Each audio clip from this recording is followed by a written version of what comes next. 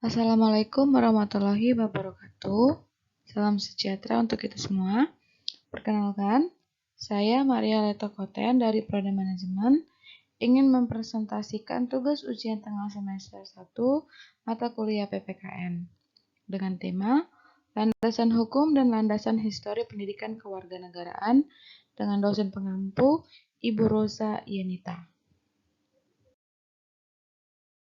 Pengertian pendidikan kewarganegaraan. Menurut pasal 37 ayat 2 Undang-Undang Nomor 20 Tahun 2003 tentang Sistem Pendidikan Nasional, disebutkan bahwa mata kuliah pendidikan kewarganegaraan atau PKN adalah salah satu nama mata kuliah wajib yang diberikan pada mahasiswa di perguruan tinggi selain mata kuliah pendidikan agama dan budaya. Mata kuliah pendidikan kewarganegaraan ini sebelumnya bernama pendidikan kewiraan.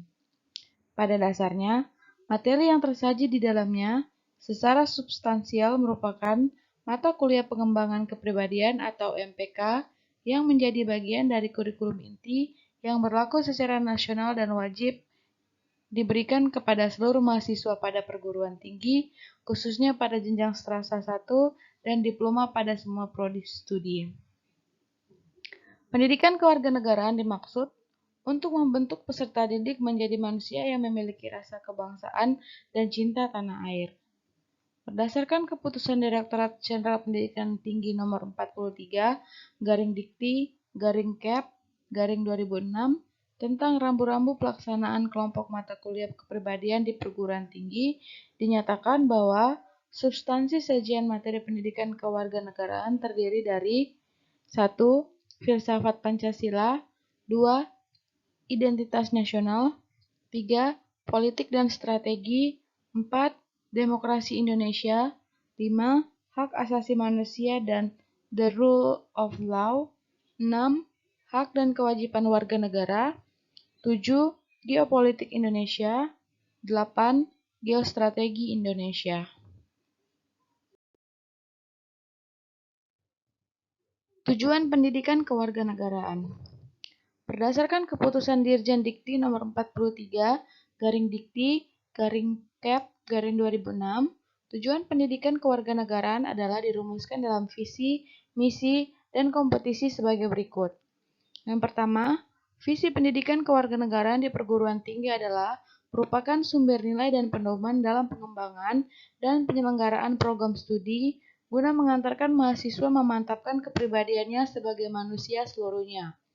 Kedua, misi pendidikan kewarganegaraan di perguruan tinggi adalah untuk membantu mahasiswa memantapkan kepribadiannya agar secara konsisten mampu mewujudkan nilai-nilai dasar Pancasila, rasa kebanggaan, dan cinta tanah air dalam menguasai, menerapkan, dan mengembangkan ilmu pengetahuan, teknologi, dan seni dengan rasa tanggung jawab.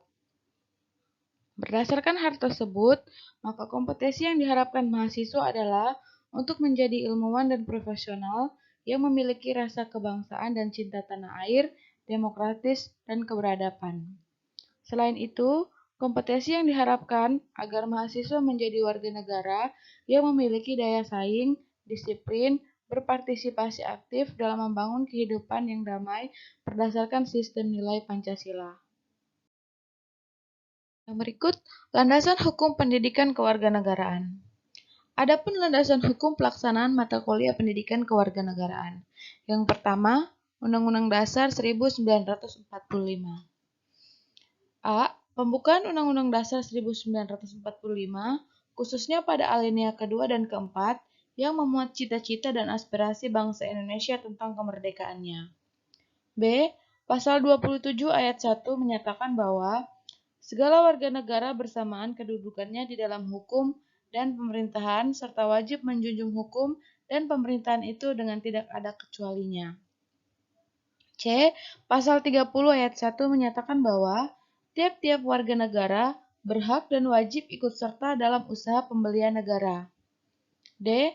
Pasal 31 ayat 1 menyatakan bahwa tiap-tiap warga negara berhak mendapatkan pengajaran. Nomor 2. Undang-Undang Nomor 20 Tahun 1982 tentang ketentuan-ketentuan pokok pertahanan keamanan negara Republik Indonesia. A. Dalam pasal 18 A disebutkan bahwa hak kewajiban warga negara yang diwujudkan dengan keikutsertaan dalam upaya bela negara diselenggarakan melalui pendidikan pendahuluan bela negara sebagai bagian tak terpisahkan dalam sistem pendidikan nasional. B. Dalam pasal 19 ayat 2 disebutkan bahwa pendidikan pendahuluan bela negara wajib diikuti oleh setiap warga negara dan dilaksanakan secara 4 bertahap. Tahap awal pada tingkat pendidikan dasar sampai pendidikan menengah ada dalam gerakan pramuka. Tahapan selanjutnya pada tingkatan pendidikan tinggi ada dalam bentuk pendidikan kewiraan. Undang-Undang Nomor 20 Tahun 1982 telah disempurnakan dengan Undang-Undang Nomor 3 Tahun 2002 tentang Pertahanan Keamanan Negara. 3. Undang-Undang Nomor 20 Tahun 2003 tentang Sistem Pendidikan Nasional dan berdasarkan Keputusan Menteri Pendidikan Nasional Nomor 232/U/2000 tentang pedoman penyusunan kurikulum pendidikan tinggi dan penilaian hasil belajar mahasiswa dan Nomor 45/U/2002 tentang kurikulum inti pendidikan tinggi telah ditetapkan bahwa pendidikan agama, pendidikan bahasa, dan pendidikan kewarganegaraan merupakan kelompok mata kuliah pengembangan kepribadian yang wajib diberikan dalam kurikulum setiap program studi atau kelompok program studi. 4.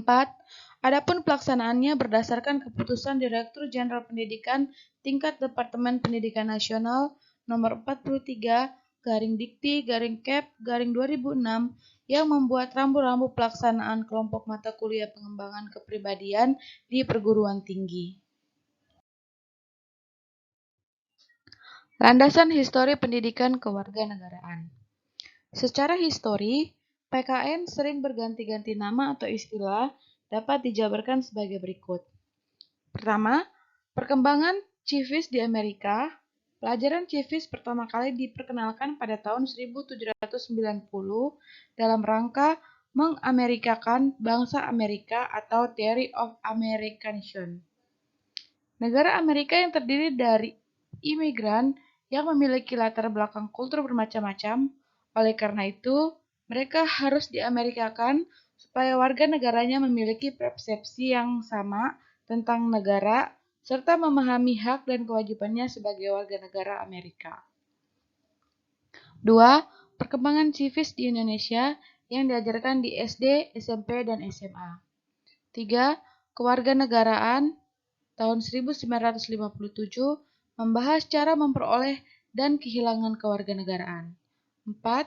Civis tahun 1961 membahas tentang sejarah kebangkitan nasional, Undang-Undang Dasar 1945, pidato-pidato politik kenegaraan yang terutama diarahkan untuk nation and character building bangsa Indonesia.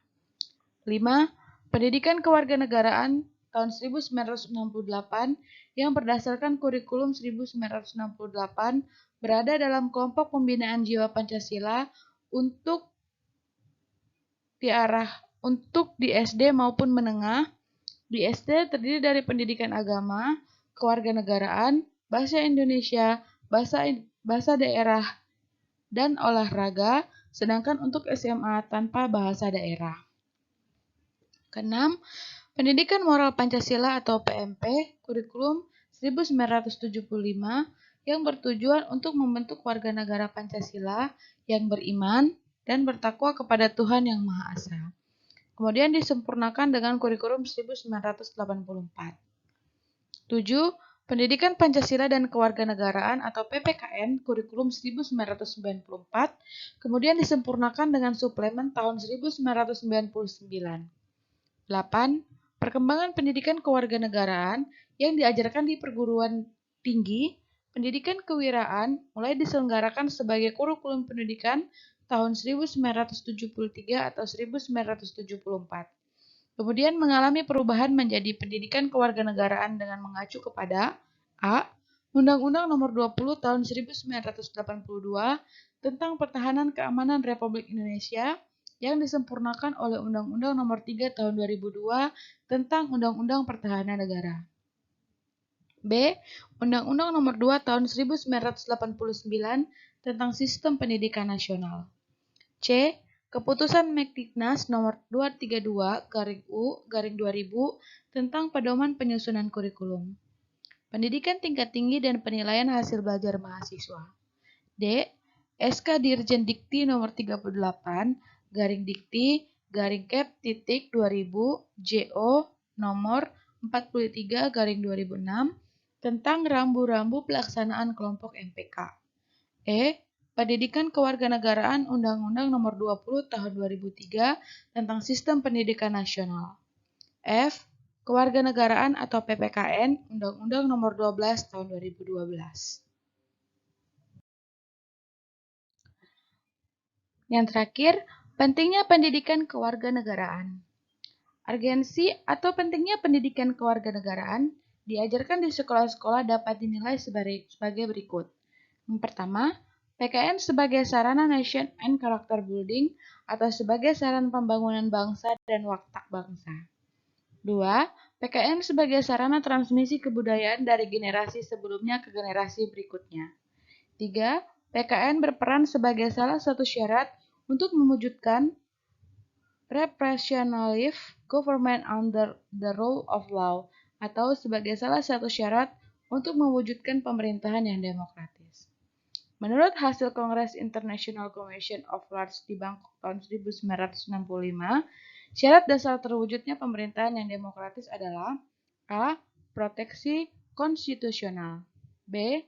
Pengadilan yang bebas dan tidak memihak, C. Pemilihan-pemilihan yang bebas, D. Kebebasan menyatakan pendapat, E. Kebebasan berserikat dan tugas oposisi, dan F. Pendidikan civik atau pendidikan kenegaraan. 4.